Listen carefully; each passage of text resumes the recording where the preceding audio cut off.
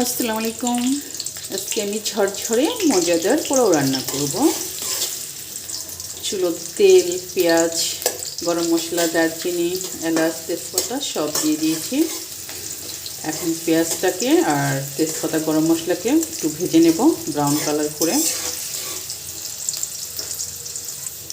পেঁয়াজটা ভাজা হয়ে গেছে, এরকম করে ব্রাউন কালার করে নেবেন। এখন এটার ভিতরে আদা রসুনের পেস্ট দিয়ে দিবেন, একসাথে দুইটাকে ভেজে নেবেন। আদা রসুনটা থেকে যদি কাঁচা গন্ধ না আসে, এখন চালটাকে দিয়ে দেবো। আদা রসুন ভাজা হয়ে গেছে, দিয়ে দেবো পরিমাণ মতো লবণ, দিয়ে চালটাকে সুন্দর করে ভেজে নেবেন।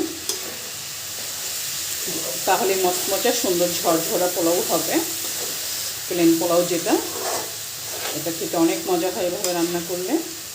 একদিন করবেন। আর এত মশলাও দেওয়া দরকার নেই, হালকা মশলা দিয়ে অনেক মজা করে রান্না করা যায়।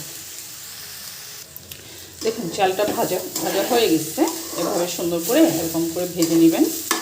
তারপর চালটা ভাজার পর একটু টক দই দিয়ে দিব। টক দই দিয়ে পানি দিয়ে দিবেন। দেখুন পানি দিয়ে দিবেন পরিমাণ মতো, আর কারণ পানিটা বেশি দিবেন না, বেশি দিলে নরম হয়ে যায়। আপনি কম দিলে আবার একটু পানি ছিটা দিয়ে আপনি রান্না করতে পারবেন, আর বেশি হলে তো হয় না। এখন দিয়ে দেবো মটরশুঁটি। মটরশুঁটি এখন শীতকাল আসছে, আপনি অনেক আরও চাইলে বেশিও দিতে পারেন, ভাল লাগে এটা এভাবে।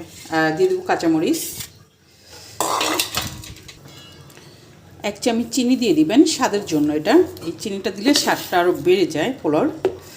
যখন বলক আসবে তখন দিয়ে দিবেন। তারপর একটু নেড়ে চেড়ে দমে দিয়ে দিবেন। দেখুন কি সুন্দর হয়ে গেছে ঝরঝরা পোলাও, মটর পোলাও। ভিডিওটা ভালো লাগলে অবশ্যই একটা লাইক, কমেন্ট, শেয়ার করবেন। পেজটাকে ফলো করবেন, ইউটিউব চ্যানেলটাকে সাবস্ক্রাইব করবেন। আর এরকম ছোট ছোট মজার মজার রেসিপি নিয়ে আবার আসবো নতুন কোনো ভিডিও নিয়ে। আল্লাহ হাফেজ। আজকের মতো শেষ করছি, অবশ্যই একটা শেয়ার করবেন।